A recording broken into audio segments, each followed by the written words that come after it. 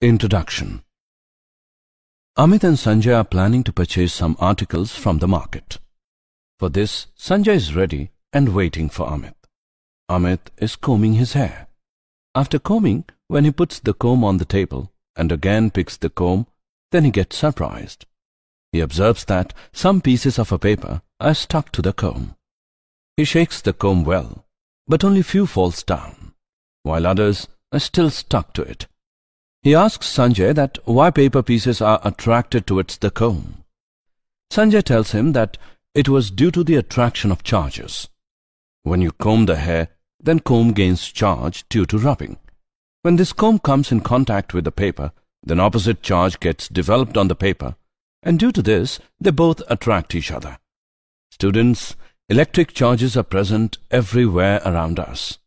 Today we will study about the electric charges and fields.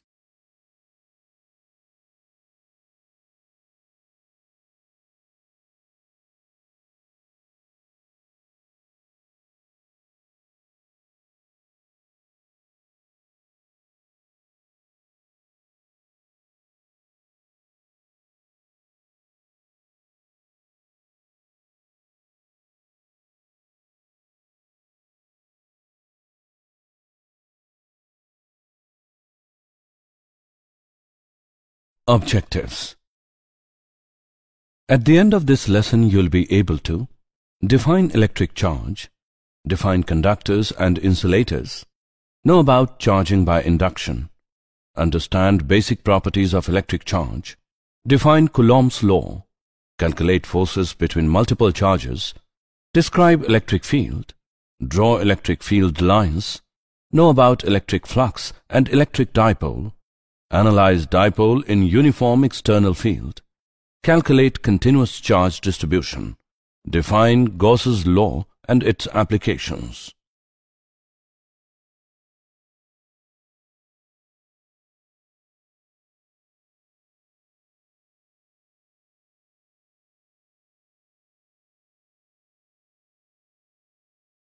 Electric charge. There are two kinds of charges: positive charge and negative charge. Like charges repel each other and unlike charges attract each other. If two glass rods rubbed with silk cloth are brought close to each other, they repel each other. If two plastic rods rubbed with silk cloth are brought close to each other, they repel each other. If one glass rod and one plastic rod is rubbed with silk cloth are brought close to each other, they attract each other. Electric charge is a scalar quantity. SI unit of charge is Coulomb. Every neutral object contains an equal number of electrons and protons. When the number of electrons and protons are not equal, the object possesses a net positive or negative charge.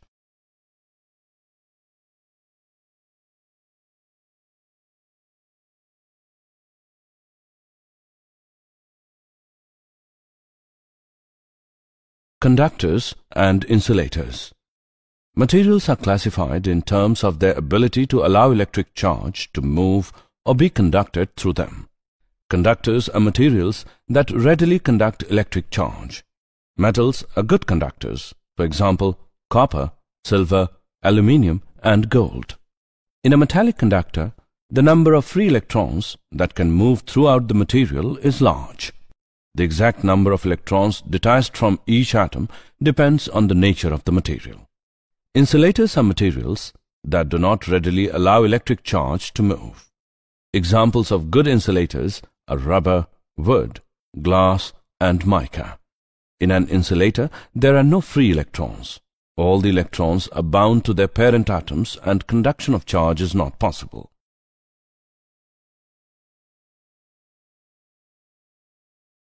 Charging by induction. The process of giving one object a net electric charge without touching the object to a second charged object is called charging by induction. When a conductor is connected to the earth by means of a conducting wire, it is said to be grounded or earthed. Let's take an example to understand this phenomenon. Bring a negatively charged rod near an isolated uncharged sphere. As a result, the part of the sphere nearest the rod becomes positively charged and the part farthest away becomes negatively charged. Connect grounding wire to the sphere. Some of the electrons will now leave the sphere and move to the earth. Remove the ground connection. The conducting sphere is left with an excess of induced positive charge. Remove the rubber rod. The conducting sphere is now left with a net positive charge. Basic properties of electric charge. Additivity. The total charge of a system is the algebraic sum of all individual charges distributed over different parts of the system. For example, the total charge of a system containing 4 charges, 2 coulomb, minus 5 coulomb, minus 6 coulomb and 4 coulomb is equal to minus 5 coulomb. Conservation of charge. The total charge of an isolated system remains constant during any process. Charge can be transferred from one body to another, but it can neither be created nor destroyed. For example, grounding of the charge. Quantization. Any charged body has a total charge, that is, an integral multiple of a certain smallest amount of a charge E. The smallest amount of free charge E that has been discovered is the charge on an electron or a proton having magnitude 1.60 into 10 raised to the power minus 19 coulomb. Any charge Q on an object can always be expressed as Q is equal to NE, where N is an integer. Coulomb's law. The magnitude of the electric force exerted by one point charge on another point charge is directly proportional to the product of the magnitudes of the charges and inversely proportional to the square of the distance between them. The force is directed along the line joining the two charges. The magnitude F of the force between 2 point charges and separated by a distance r can be expressed mathematically as F is equal to K into mod Q1 into mod Q2 divided by r square. Here, K is a constant of proportionality. For vacuum and in SI system, Coulomb's law becomes F is equal to 1 upon 4 pi epsilon naught multiplied by mod Q1 into mod Q2 divided by r square.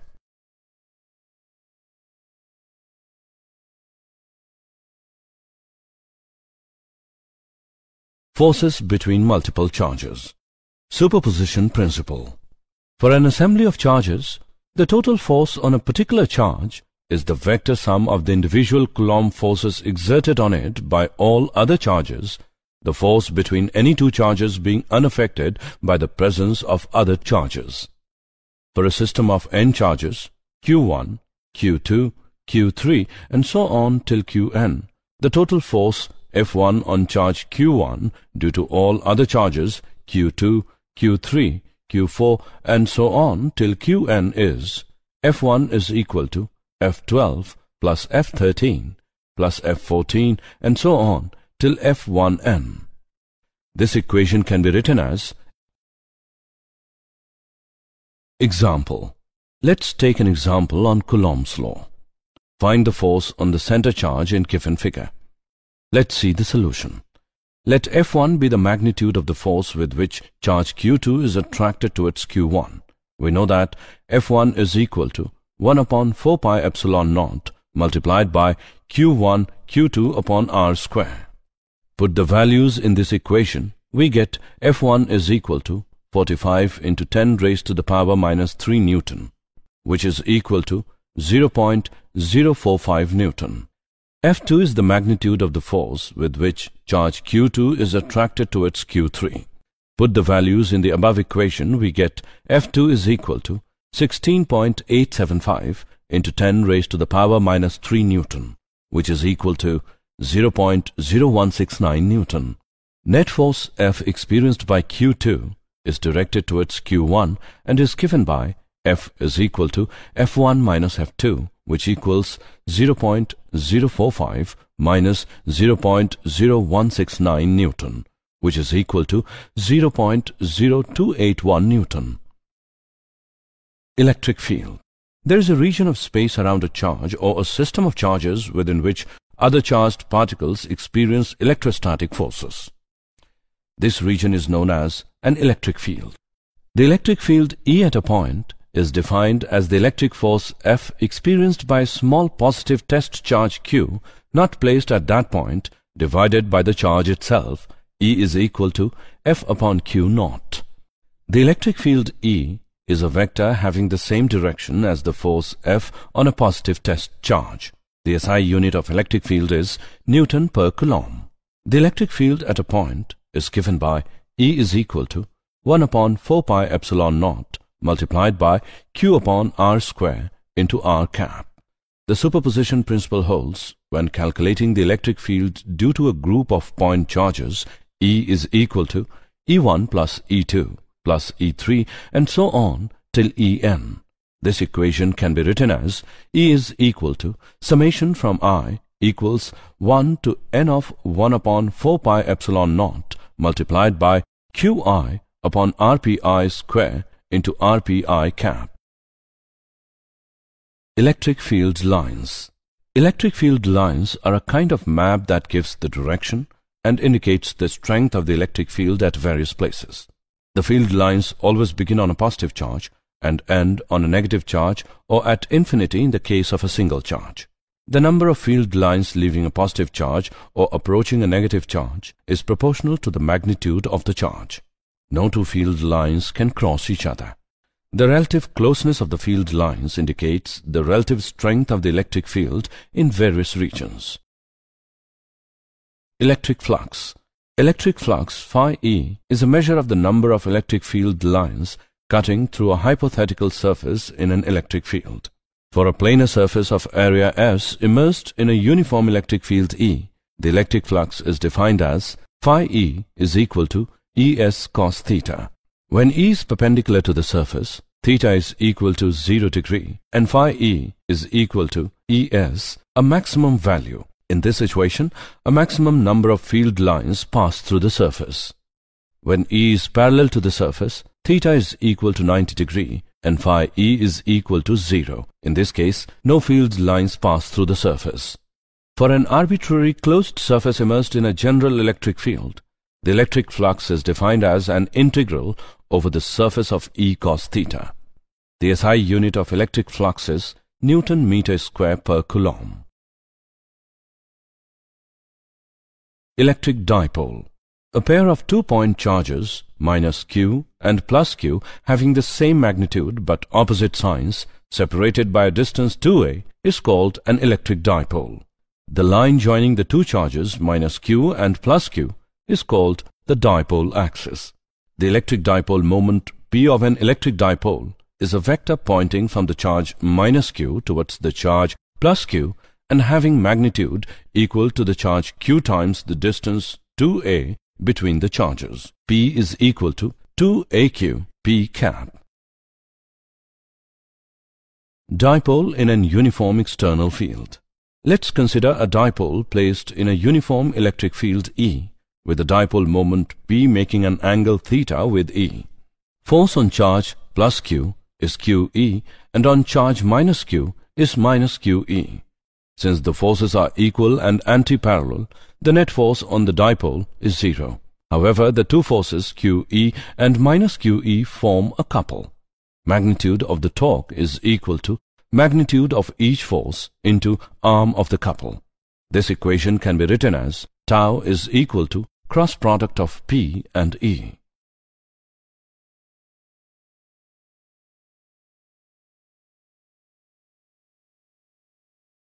Continuous charge distribution. The electric force on a point charge Q due to a charge distribution can be conveniently calculated by assuming the charge distribution to be a continuous one. Calculation procedure. Divide the charge distribution into infinitesimal elements. Find the force on charge Q due to one such element dq, assuming it to be a point charge. The resultant force on charge Q is obtained by the integration of the field contributions due to all other charge elements of the charge distribution. Linear charge density, lambda. This term is used when the continuous charge distribution is along a line and is defined as the total charge per unit length of the line. Its SI unit is Coulomb per meter. Surface charge density, sigma. This term is used when the continuous charge distribution is over a surface and is defined as the total charge per unit area of the surface. Its SI unit is Coulomb per meter square. Volume charge density, rho. This term is used when the continuous charge distribution is over a three-dimensional region and is defined as the total charge per unit volume of the region. Its SI unit is Coulomb per meter cube. Gauss's law. Gauss's theorem. The electric flux phi E through a Gaussian surface is equal to the net charge Q enclosed by the surface divided by epsilon naught, the permittivity of free space. Gauss's theorem is used to compute the charge inside a closed surface if E is known for all points on the surface. Application of Gauss's law. Field due to an infinitely long straight uniformly charged wire. As a Gaussian surface, we choose a circular cylinder of radius r and length L with its axis along the wire. If lambda is the linear charge density of the wire, the charge within the Gaussian surface is L lambda. We know that phi E is equal to integration of a closed surface of E dot ds, which equals to product of E and 2 pi RL, where 2 pi RL is the area of the curved surface of the cylinder. According to Gauss's theorem, we get electric field at any point at a radial distance r from the wire is equal to lambda divided by 2 pi r epsilon naught. Field due to a uniformly charged infinite plane sheet. As a Gaussian surface, we consider a circular cylinder of cross-sectional area A and height 2r with its axis perpendicular to the sheet. If sigma is the surface charge density of the sheet, the charge enclosed by the Gaussian surface is L sigma. We know that phi E is equal to integration over closed surface of E dot ds, which is equal to product of 2A and E. According to Gauss's theorem, we get electric field at any point at a radial distance r from the wire is equal to sigma divided by 2 epsilon naught. Field due to a uniformly charged thin spherical shell. To find the electric field at a point distant r from the center of the sphere of radius r, we choose a spherical Gaussian surface of radius r concentric with a charged sphere. If a rho is volume density of charge in the solid sphere, the total charge in the sphere is given by Q is equal to 4 upon 3 product of pi r cube and rho. Case 1. For points outside the solid sphere, r is greater than r. The electric field at any point distant r from the center of the solid sphere is equal to 1 upon 4 pi epsilon naught multiplied by q upon r square. Case 2. For points inside the solid sphere, r is smaller than r. The electric field at any point distant from the center of the solid sphere is equal to 1 upon 4 pi epsilon naught multiplied by rq upon r cube. Did you know? During rubbing, a body which has lower work function loses electrons and becomes positively charged. A body having higher work function becomes negatively charged by gaining electrons. Positron is a particle whose mass is the same as that of an electron. Positron has a positive charge of the same magnitude as that of the negative charge on an electron. Recently, the existence of particles of charge 1 upon 3e and 2 upon 3e has been postulated.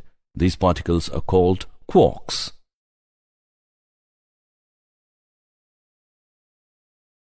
Summary. Let us summarize what we have learned.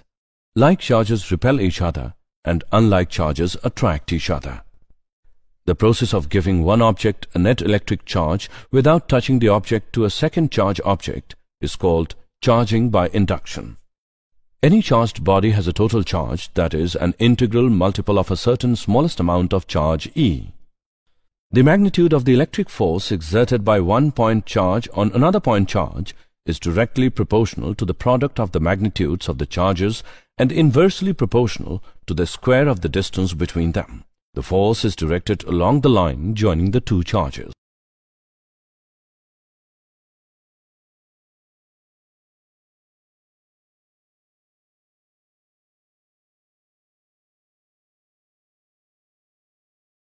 For an assembly of charges, the two force on a particular charge is the vector sum of the individual Coulomb forces exerted on it by all other charges, the force between any two charges being unaffected by the presence of other charges.